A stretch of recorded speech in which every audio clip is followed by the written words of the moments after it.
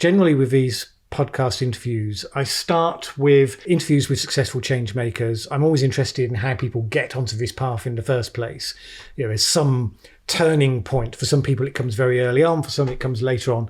When, whether they did it consciously or not, is when they first become a change maker, that they have an ambition to make a difference to the world, not just to be successful in their own terms. So let's track this back with you. Where did this all start for you? What did the world look like to the young Roger Hallam as he sort of left school and looked ahead to adult life? Well, we didn't know about climate change then, did we? Because I'm 50. Did it start with that issue? So what were your... No, I was in the green movement, as you might broadly call it, in my late teens or my mid-teens even. I was in the peace movement in the 1980s. So that's when I sort of cut my teeth politically and ethically and what have you. And I was in the Methodist Church as well. My parents were both strident Northern Liberal Methodists, as you might say. So everything was right or wrong and what have you. So that was a sort of introduction, I suppose. Yeah, so I've always been intensely interested in politics and ethical issues. So where did that take you? I mean, I know you ended up as an organic farmer for something like 25 years? Yeah, I was involved in helping to set up housing co-ops and workers' co-ops for about 10 years. I think the general idea is if we could create a sort of more sociable society, then that would be good.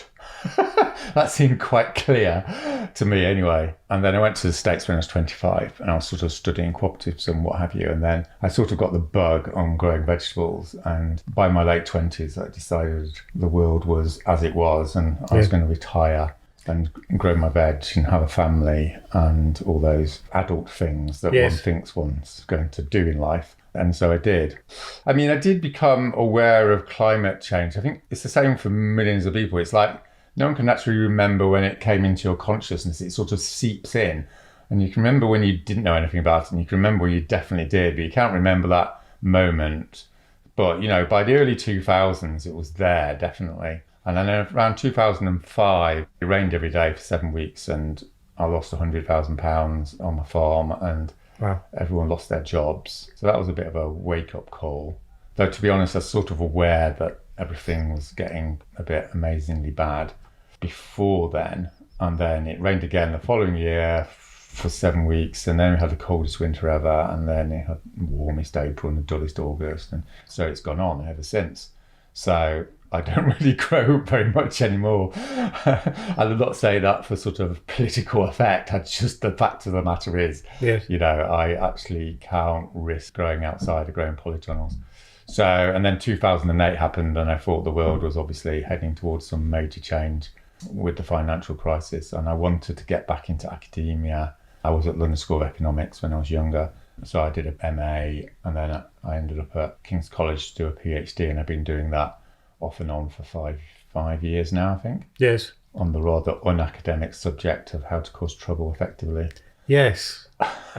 They probably should offer degrees in universities across the country, but they don't. I hasten to add it's self-funded, just in case any of the listeners are already jumping up in arms that the state should be... I have very non-judgmental listeners. They would never do such a thing. So what was the sort of... Because you got involved with Rising Up, or you were involved with setting up Rising Up. I'm not entirely sure how that all worked.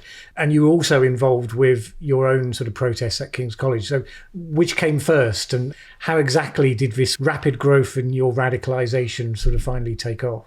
Well, without beating around the bush, my general orientation is that the groups in societies that don't have much power, and if they combine together in an effective way, then they can gain more power and more, pursue their interests, let's put it like that. So obviously that's not necessarily a particularly radical notion. That's what, working people have been doing for 200 years and what have you. So what I was interested in was how people organise and how to become effective. So I had a rather embarrassing list of mechanisms that I sort of wandered around London to various campaign groups, trying to sell them, as it were. And then it got somewhat modified, because if you do a PhD research, usually, if you're doing it well, you usually find out in the middle of it that your original ideas were all rubbish. And the world isn't as you thought it was, because the world has a tendency to sort of put you to rights, particularly if you read too many books. But the upshot of it was I helped set up a rent strike, and I worked with casualised workers in London. And all the time at the back of my mind, I was thinking about the climate change catastrophe situation. And again, like lots of people, it's a bit like, well, I'm sure someone else is going to sort that out. Yes. And, you know, it's just like you just don't want to touch it, because you feel like as soon as you do, then you're going to be pulled into some dark world of depression and what have you. And anyway, the upshot of it was I was invited by some climate change activists to talk to them about how they could make their campaigns more effective. So I did a workshop, and a lot of activists, you know, are, like many people, I suppose, quite conservative when it comes to someone suggesting they do things in a different way, sort of human nature, really. But these people were very open, and we ended up doing 3 or 4 sessions. And then I said, in my sort of scholarly opinion, the problem of climate change is systemic. And it seemed like a bit of a no-brainer that the whole of society needs a massive transformation. And that's one of the problems with the whole politicisation of it, is that people think that's some sort of ideological plot or something. But as far as I could see, it was just like obvious. You know, you've got a physics situation and it has to be dealt with. It's a bit like going to the doctor and you're being told you need to completely transform your diet. Well, you just do or you don't, right? It's just a matter of science, really.